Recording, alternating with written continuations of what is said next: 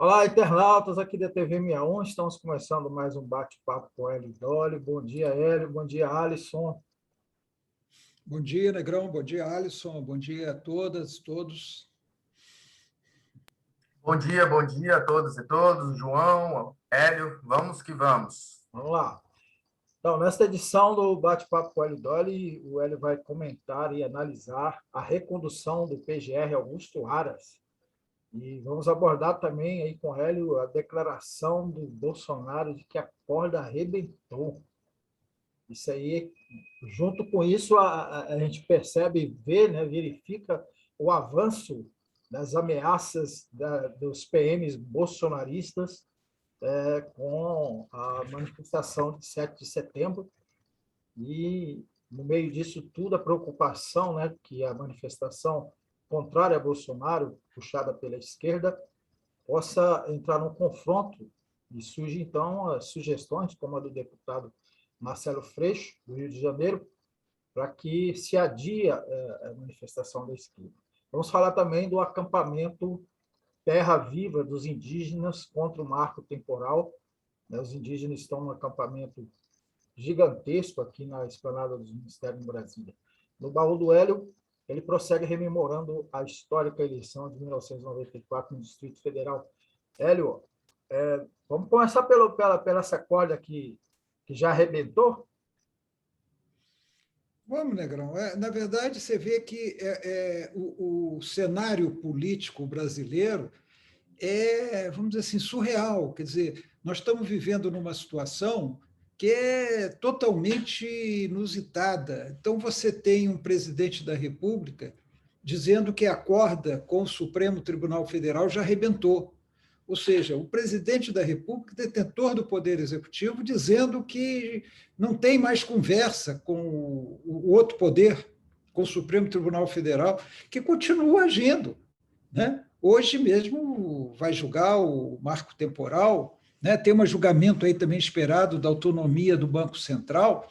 Então, Bolsonaro, a gente está falando, ele estica a corda, ele diz que a corda já arrebentou. Mas, ao mesmo tempo que isso, quer dizer, você está tendo toda essa expectativa diante das manifestações do 7 de setembro, num quadro totalmente inusitado, em que governadores precisam se reunir para defender a democracia.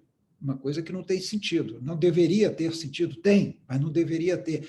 E agora dizem que vão se encontrar com as Forças Armadas. Eles vão se encontrar com o Braga Neto, que é bolsonarista, e o comandante das Forças Armadas é o Bolsonaro. Para que eles vão se encontrar com as Forças Armadas?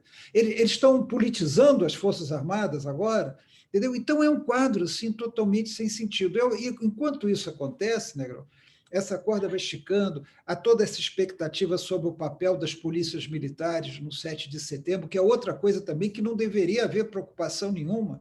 O papel da polícia militar seria preservar a lei e a ordem durante as manifestações, sem violência, sem agressões, né? Mas usando o seu poder de polícia. Mas não, estão discutindo se a polícia militar vai estar do lado dos manifestantes, quebrando o Supremo Tribunal Federal, invadindo o Congresso. A discussão é essa. Se vão estar armados nas manifestações, como é que vai ser o cordão da polícia militar fardada, fazendo aquela revista que eles fazem na entrada da esplanada, e chega um policial militar apaisano armado. Como é que vai ser? Como é que vai se dar essa relação? É tão absurdo tudo, que é o país que o Bolsonaro está criando, né? E enquanto isso acontece, a gente vê vergonhosamente o Senado Federal, que também é um poder atingido, o legislativo é um poder atingido por Bolsonaro, aprovar a recondução do procurador-geral, que está todo esse tempo, desde que foi nomeado, defendendo Bolsonaro, blindando Bolsonaro e os filhos, protegendo os bolsonaristas na Procuradoria-Geral, a ponto de provocar revolta entre seus próprios subordinados. Procuradores também, que se revoltam contra essa postura política do procurador, pois o Senado aprova sua recondução por mais um período. Com o voto de quem? Do PT. Com o voto dos senadores do PT, com o voto do senador Renan Calheiros, com o voto de senadores que se dizem de oposição, foram só 10 votos contra. Foram só 10 votos contra. Então, quer dizer, é realmente fora de propósito. Quer dizer, A oposição quer tirar o Bolsonaro ou não quer? Porque, para tirar o Bolsonaro, não pode aprovar a recondução de um procurador-geral bolsonarista. No momento em que a gente fala que Bolsonaro aparelhou a Polícia Federal, a Procuradoria-Geral, a Advocacia-Geral da União, a Controladoria-Geral da União, está aparelhando a máquina de Estado a seu favor. Mas se não for ele, vai ser outra bolsonarista. Essa outra bolsonarista vai ter que ser submetida ao Senado também. Ela vai ter que ser submetida ao Senado. E aí? Aí é só recusar de novo. E aí vem uma senadora evangélica que tem até tido uma atuação, dizem que é excelente, eu acho razoável que ela grita muito, ela grita mais do que atua mesmo, Elisiane Gama, dizendo que agora tem que aprovar o Mendonça, o André Mendonça, para o Supremo Tribunal Federal, que é bolsonarista, fundamentalista religioso, e o mais grave, independentemente dele ser evangélico ou não, ele se comprometeu com o Bolsonaro a almoçar com o Bolsonaro uma vez por semana. Onde é que já se viu um ministro do Supremo Tribunal Federal ir almoçar com o chefe do Executivo uma vez por semana? A subordinação dele é o Bolsonaro? Quer dizer, é tão absurdo tudo, Negrão, que fica até complicado a gente falar desses assuntos todos, porque não tem uma lógica institucional, democrática, republicana. Isso tudo está sendo abandonado no país, inclusive pelo Senado. Ontem o Senado deu uma demonstração. Sabe por que eles aprovaram o Augusto Aras? É porque ele é contra a Lava Jato, porque ele não vai processar os políticos que votaram nele em nenhuma circunstância, ele se comprometeu. Ele disse ao pessoal da CPI que não, ele é sem caráter, como eu disse no programa. Hélio, teria sido um grande acordo, um acordo tácito aí. Você acha que foi esse? Foi o acordo tácito, porque tem setor do PT que coloca a questão da Lava Jato acima da queda do Bolsonaro. Para eles, não ter Lava Jato, não serem acusados, é mais importante do que derrubar Bolsonaro. E eles mostraram isso quando votaram no Rodrigo Pacheco para presidente do Senado. Por quê? Porque a Simone Tebet era defensora da Lava Jato. Eles preferiram votar no bolsonarista Rodrigo Pacheco. E agora eles reconduzem o Aras, entendeu? Para se preservar. É um pacto, que eu não vou dizer que é um pacto de corruptos, que nem todos são corruptos, mas é um pacto que beneficia corruptos. E eu não sou a favor da Lava Jato, vocês estão cansados de saber, eu acho a Lava Jato uma excrescência que assolou o Brasil, mas isso não justifica votar no bolsonarista para ficar mais um período defendendo o Bolsonaro na Procuradoria-Geral. A Lava Jato não é a questão principal nesse momento. A questão principal nesse momento é o combate ao Bolsonaro, não é Lava Jato.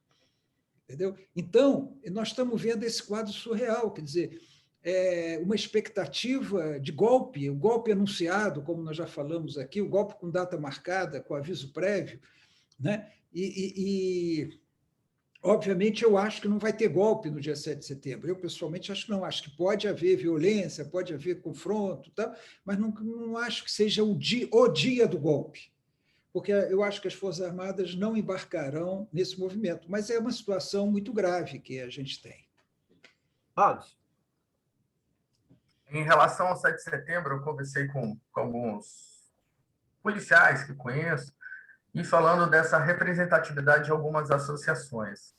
E muitos, é lógico que assim, eu peguei conversas de pessoas que falaram individualmente, mas que muitas dessas associações, de fato, não representam a grande parte da categoria. Eu não sei até que ponto isso realmente condiz com a realidade. Mas eu fico preocupado, de fato, porque nós estamos caminhando para o caos, né? E que talvez golpe, talvez revoluções, né? Provavelmente, né? Na verdade, não teremos, mas as convulsões sociais na rua, essa violência, tanto agora de pessoas que são do núcleo duro e continuam apoiando o Bolsonaro, independente das condições e das besteiras que ele fala, mas como também os bolsões de miséria e pobreza que estão aumentando aí com essa alta inflação que assusta. Então, é muita informação negativa, Hélio, João, para um amanhã só, para o 2021, onde que eu acreditava que, caminhando com as vacinações, que nós teríamos um 2022, ainda que tímido, mas para uma retomada.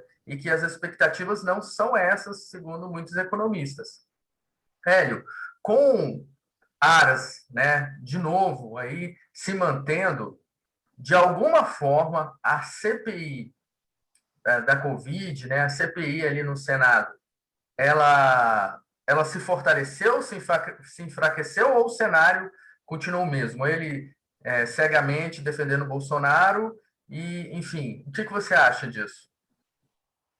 Eu acho que a CPI continua como é. O Aras andou conversando com o pessoal da CPI e, com a falta de caráter que ele tem, para ganhar os votos deles, e ganhou, ele disse que vai examinar o relatório da CPI com absoluta imparcialidade, que não vai defender o Bolsonaro se tiver as acusações e tal. Ele sinalizou à CPI que pode dar prosseguimento ao relatório da CPI. Agora, você confiar na palavra de um cara como Augusto Aras, ou é ingenuidade, ou é burrice, ou é má-fé, né? Com acreditar na palavra de Augusto Aras. E esses senadores votaram nele. O Aziz falou, espero que... Aquela palhaçada, aquele cretinismo parlamentar habitual que a gente está acostumado a ver no Senado e na Câmara, discurso do Omar Aziz, blá, blá, blá. Mas a CPI vai continuar como está. Agora, você tem razão. Nós estamos falando aqui, eu falo, desde o início do ano passado, quer dizer, eu falo antes, mas escrevi no início do ano passado. Bolsonaro quer o confronto, é isso que você está falando. Esse caldo de cultura, de uma revolta, de uma agitação, inclusive por essa questão que você levantou do aumento excessivo do custo de vida, um aumento absurdo do custo de vida, dos alimentos, do combustível. E quando a gente fala do combustível, não é só para quem tem carro. O combustível gera toda a cadeia da economia no país. Então, isso aí pode provocar. Agora, quem é que está interessado em provocar, que eu digo? Pode provocar reações, quebra-quebra, tudo isso, como o Bolsonaro quer, e até disse que haveria. E ele vai pôr a culpa nos governadores, nos prefeitos. Ele já está dizendo, isso é porque fecharam, está vendo? Fecharam, olha aí o custo de vida. Ele sempre tem a narrativa dele, que é tirando a responsabilidade dele e jogando para os outros. Ele joga para o Supremo, joga para os governadores, joga para os prefeitos, joga para a esquerda. Né? Então, ele sempre tem essa narrativa dele. Esse quadro de cal é o que ele quer desde que assumiu a presidência da República. Ele quer o caos, para o caos justificar um estado de sítio ou aplicação do artigo 142, e as Forças Armadas respaldam o poder absolutista dele. É isso que ele quer. E é para isso que ele está trabalhando. Não é o golpe de Estado tradicional, vamos dizer assim. Ele está trabalhando para isso, para criar essa confusão. E quanto mais ele se esvazia politicamente, em termos de base de apoio eleitoralmente, mais ele sente a necessidade de recorrer a isso, para se preservar. Então, por isso que essa questão da PM ganha essa relevância toda.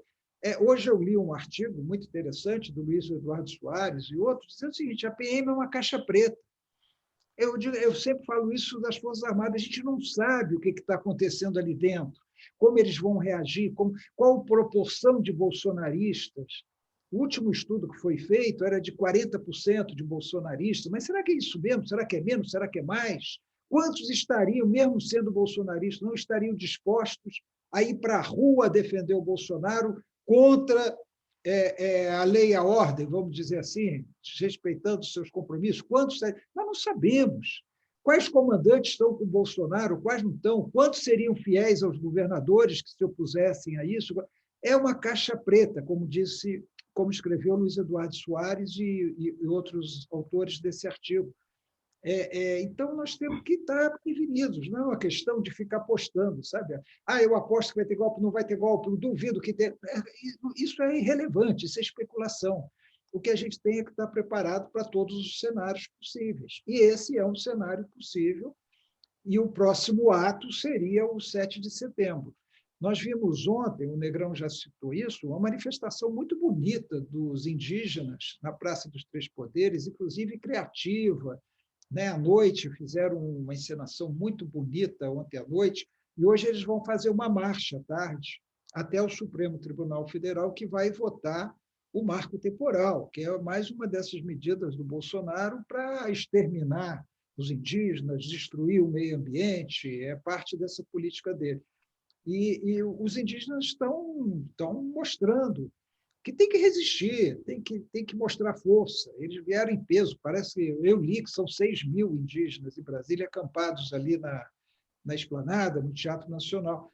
É preciso mostrar essa resistência. Agora, mostrar essa resistência com inteligência, né? Não é na doideira, não é, porque isso só leva à derrota. É como os indígenas estão mostrando que fizeram. Fizeram uma mobilização que a gente nem ficou sabendo direito. Quando vimos, eles já estavam aqui, né? E fizeram manifestações muito bonitas ontem, até emocionantes. Assim, eles fizeram essas manifestações ontem durante o dia e a noite.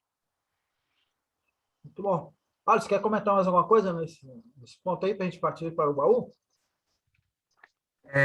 Só essa análise do Freixo, e eu concordo que vem com...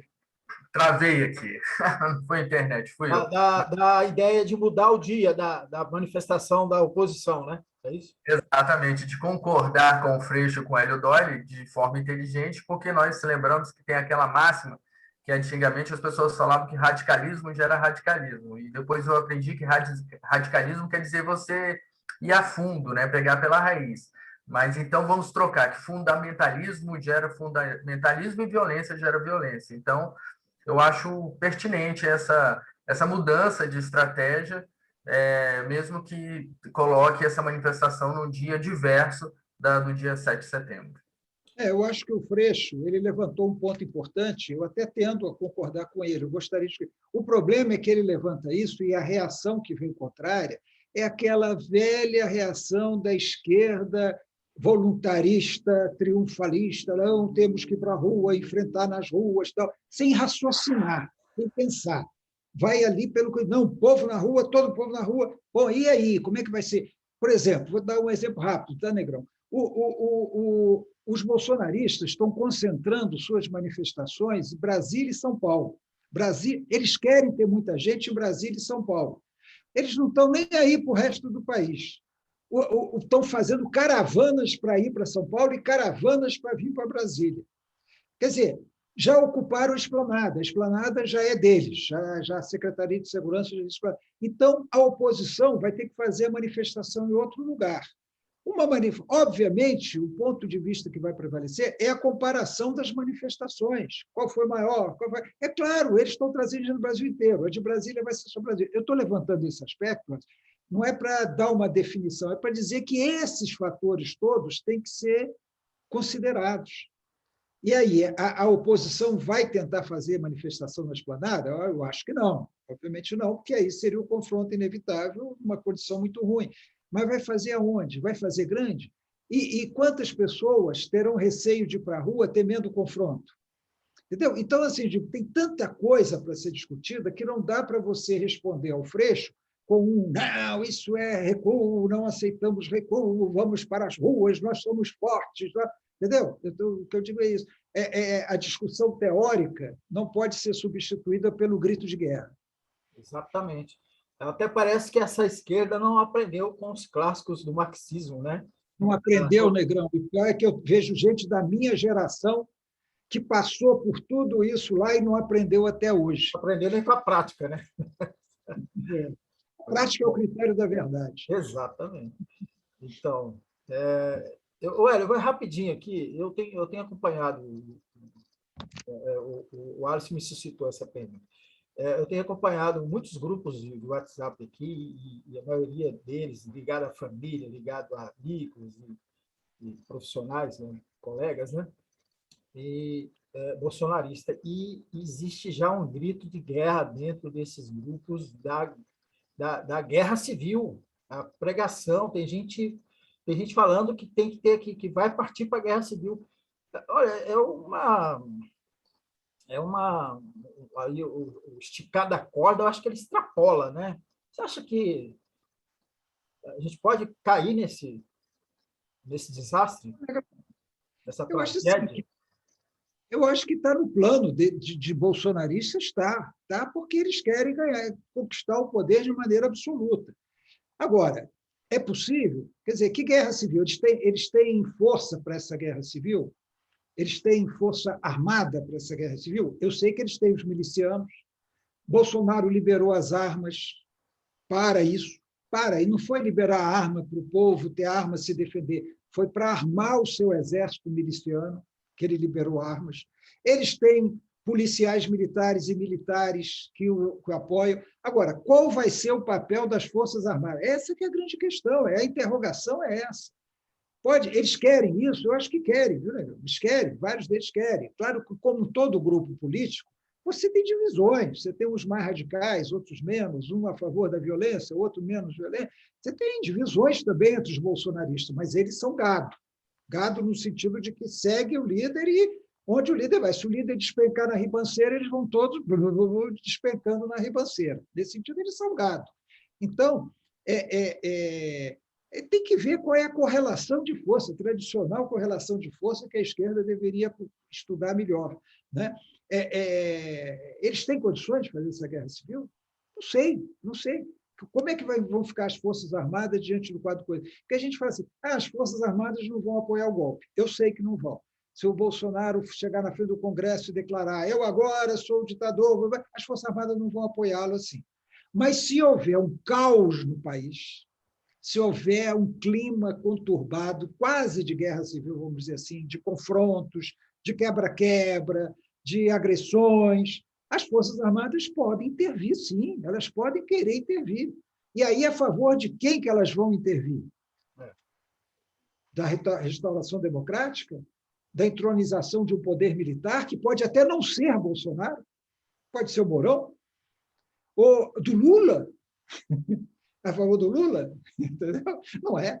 Então, eu acho que nós temos que contar com esse cenário, sim, viu, Negrão? Assim, todos os cenários têm que ser avaliados por quem quer enfrentar essa ameaça fascista à democracia brasileira.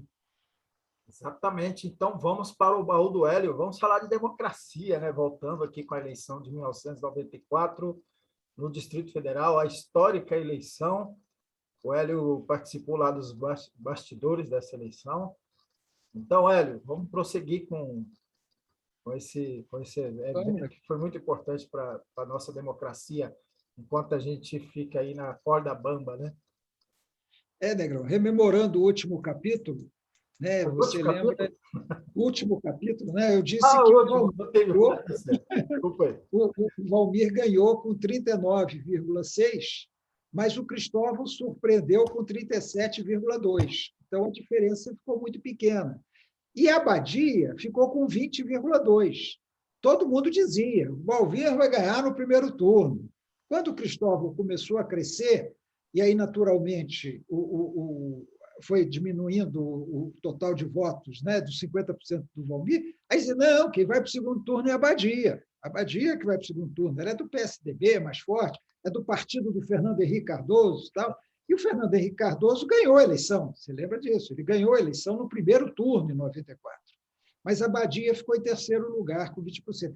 Teve um candidato do PDT, viu, Negrão? Uma figura muito conhecida em Brasília naquela época, o Paulo Tim, um economista, brisolista convicto, teve 1% dos votos. Ele não quis participar da aliança do Cristóvão, que reunia os outros partidos todos de esquerda, como eu contei, até o PSTU, e o PCB, PCdoB, PSB, o PT, o PPS, e teve 1% dos votos. Bom, aí vai para o segundo turno. Foi aquela... Bom, agora nós vamos ganhar. Era aquela história, né? Fomos para o segundo turno, nós temos tudo para ganhar. Eu já contei aqui que nós já tínhamos feito um pacto com a Badia, para ela e o PSDB nos apoiarem no segundo turno. Isso não foi nada, não foi complicado. Ela apoiou, houve um compromisso, o Cristóvão adotou algumas das bandeiras da campanha dela, entre as quais o projeto Orla, que é um projeto que ficou, vamos dizer assim, foi executado apenas em pequena parte, mínima parte, era um projeto bastante ambicioso, muito interessante para a Orla do Lago, e a Badia iria para a Secretaria de Turismo, exatamente para executar, entre outras coisas, o projeto Orla. E outros membros do PSDB também entraram no governo, o presidente da Codeplan e outros caras. Então, ganhamos o apoio do PSDB e fomos para o segundo turno. Aí, como você falou, eu estava nos bastidores, eu era o coordenador geral da campanha do Cristóvão. Desculpa te interromper, mas um amigo me procurou e falou do Amaury Barros, que era tesoureiro. Eu falei dele da outra vez, ele era o tesoureiro da campanha, ele é casado com a Lúcia Carvalho, com a deputada Lúcia Carvalho. E é irmão do Juscelino. Irmão do Juscelino, que foi muito tempo gerente do Hotel Nacional. Tal. O Amaury era o tesoureiro da campanha, era o cara incumbido de arrecadar os recursos e fazer os pagamentos. Só que ele não teve muito trabalho no primeiro turno porque não tinha dinheiro. Ele teve chateação no primeiro turno, não tinha dinheiro no primeiro turno para ele executar a tarefa de tesoureiro. Mas o segundo turno muda tudo. O segundo turno muda tudo, porque você inicia a eleição sem perspectiva de ganhar. No segundo turno, você tem perspectiva de ganhar, ainda mais com uma diferença de 2, qualquer coisa por cento, 2 pontos percentuais. Então, fomos para a vitória. Aí, Alisson, Negrão, a coisa começa a mudar. O Fernando Henrique já tinha se elegido presidente da República, derrotado Lula. Os candidatos do PT já tinham sido eleitos ou não, deputados federais e deputados estaduais. Então, estavam à disposição para a campanha do Cristóvão. A eleição do Senado já tinha sido decidida. O Lauro e o Arruda tinham sido eleitos. O Lauro Campos teve 26,31% dos votos e o Arruda teve 22,5%. O Lauro ganhou do Arruda. Então, já estava decidida essa eleição. E quem perdeu essa eleição para o Senado? Márcia Kubitschek. Márcia Kubitschek, a filha do fundador de Brasília, ficou em terceiro lugar. Ficou em terceiro lugar. O Carlos Alberto Torres, do PPS, ficou com 15% e o Sigmaringa com 10%. Então, esses eram os candidatos ao Senado, que eram 2 vagas. Elegeu Lauro e Arruda, né? Começando a tradição, depois rompida, de eleger um de cada lado no Senado, quando tem duas cadeiras, né? Um de cada lado. Bom, o que aconteceu? Para começar, já quiseram me tirar da coordenação geral. Opa, agora o Hélio estava lá porque não ia dar para ganhar, agora nós vamos ganhar. E o Magela, que era o presidente do partido, e que tinha sido eleito presidente do partido pouco antes da eleição, por um acordo, porque a eleição empatou. Eu participei desse encontro do PT, que era para eleger o presidente do partido. Eu tinha um candidato, um era o Magela, o outro era o Berge, um mais à direita do PT, outro mais à esquerda do PT. A eleição deu empatada, empatou. E novas rodadas eram feitas e continuava o empate, ninguém mudava o voto. E aí foi feito um acordo. Depois de uma longa madrugada, foi feito um acordo. O Magela assumiria a presidência, o Berge assumiria a secretaria-geral e a Arlete assumiria a vice-presidência do PT. Foi feito esse acordo. O Magela era o presidente do PT. O Magela, já eleito deputado distrital, resolveu que ele deveria ser o coordenador da campanha. Afinal de contas, ele era deputado distrital, presidente do PT, por que eu iria continuar coordenador da campanha? Aí ele queria pegar a campanha no seu bom momento. Felizmente, houve uma reação do outro grupos do PT a isso, do próprio Cristóvão, da Arlete. Não, o Hélio começou, o Hélio vai até o fim. E o Magela sofreu ali, vamos dizer, entre aspas, uma primeira derrota, né? Mas ele não se conformava de não estar no comando da campanha. Só que ele abandonou. Depois que ele viu que ele não ia ser o coordenador da campanha, ele saiu fora. Foi cuidar da vida dele. Outros candidatos, não. Outros candidatos atuaram intensamente na campanha. Então, já teve esse incidente, né? Vamos dizer assim, incidente político. Mas a campanha do segundo turno foi com muito mais vigor, muito mais força, e principalmente com dinheiro. Porque aí começou a aparecer o dinheiro, as pessoas começaram a dar mais contribuição, tal, contribuições o próprio Luiz Antônio, que tinha sido candidato do PT em Goiás e que foi derrotado, e que é aquele que financiou, né, parte ele entrou com mais dinheiro. Então, o dinheiro deixou de ser um grande problema. Continuava, porque não era muito dinheiro, mas começou a entrar dinheiro, mas estava entrando menos do que a campanha precisava gastar. Porque aí você vê, uma campanha de segundo turno, pau a pau, 10 minutos de televisão para cada um, nós tínhamos que gastar porque nós queríamos ganhar. E fomos gastando no cheque especial, viu? Assim, fomos gastando sem ter o recurso. O Amaury Barros administrando essa questão com dificuldade ainda. Havia mais dinheiro, mas não havia o dinheiro suficiente. Aí, o que aconteceu? Aconteceram 2 episódios que foram marcantes, inclusive, na minha trajetória pessoal. O Amaury, bom, quando a gente foi para o segundo turno, eu e Cristóvão fomos a São Paulo para uma reunião do PT. E o PT, se eu não me engano, tinha 3 candidatos no segundo turno. 3 ou 4 candidatos no segundo turno. E 2 deles acabaram ganhando, o Cristóvão e o Vitor Boas, no Espírito Santo. Então, os recursos seriam confluídos para esses candidatos que estavam no segundo turno. Eu confesso que eu esqueci quem era o outro, acho que era Rio Grande do Sul. Acho que era no Rio Grande do Sul, não tenho certeza. Bom, nós chegamos lá e conversamos com Lula. Cristóvão e eu conversamos com Lula. Lula, nós estamos com esse problema, nós estamos sem dinheiro, não temos contribuição, mostramos a ele a condição de ganhar a eleição, vamos ganhar. A eleição, o Lula chamou o tesoureiro do PT, o Paulo Okamoto. Chamou o Okamoto e falou: Okamoto, resolve esse problema aqui com o Cristóvão, com o Hélio, tal.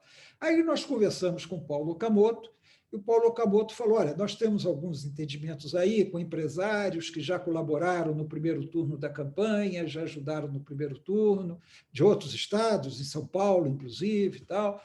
O candidato de São Paulo era o Zé Disseu, candidato a governador, que perdeu.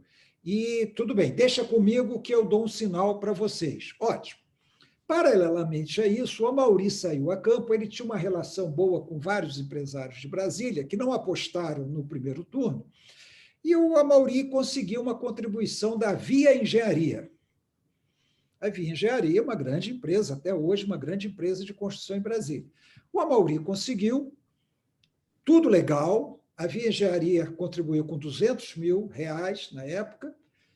Na época, você tinha que dar um bônus atestando a contribuição, foi tudo feito de acordo com a lei para a Via Engenharia.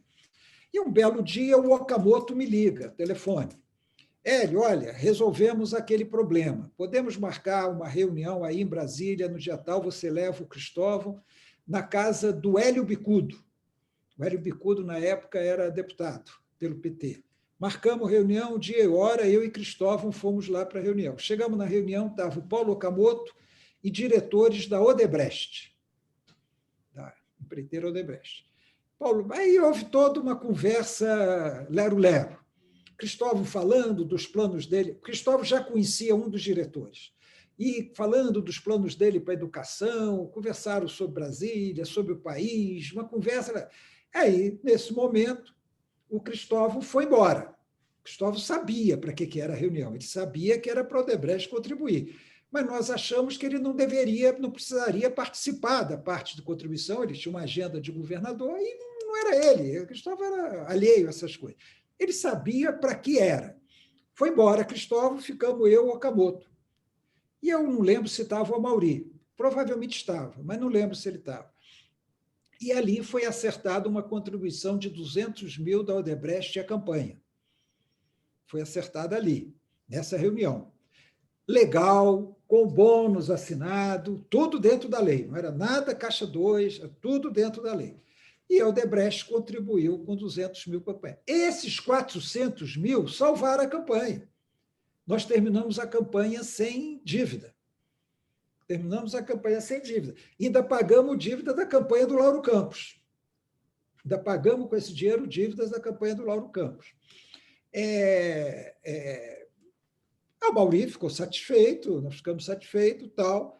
Fomos para a eleição, foi uma campanha linda, o segundo turno, os petistas, toda a esquerda na rua, bandeiras, rodoviária, tinha até alguns conflitos com os ruralistas, aquilo que vocês falaram, o azul contra o vermelho, tal, mas foi uma coisa muito bonita, né? Assim, foi uma campanha realmente bonita, e a gente acabou ganhando a eleição, né?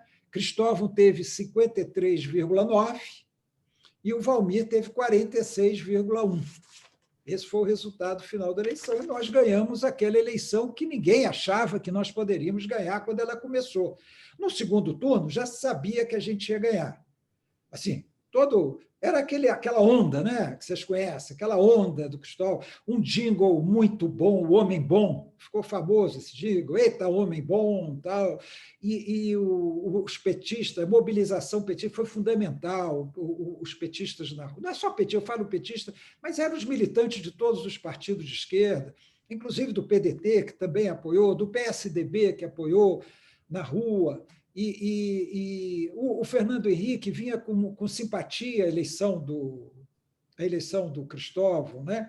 Aí tem um outro episódio que eu quero contar antes de passar para um momento da transição. Vamos ter que deixar todos esses episódios para sexta-feira. Então, vamos deixar. Esse episódio, Negrão, ele é interessante porque ele ainda ocorreu no final do primeiro turno, mas eu conto no próximo programa. Maravilha, nosso tempo que está esgotando. Agradeço, Hélio. Alisson, você que está nos assistindo, não esquecer aí de se inscrever no nosso canal, de acionar o sininho, dar o joia, essas coisas todas aí que ajudam no nosso funcionamento. Tá bom? Um abraço a vocês. Até sexta-feira. Obrigado aí, Hélio. Obrigado, Alisson.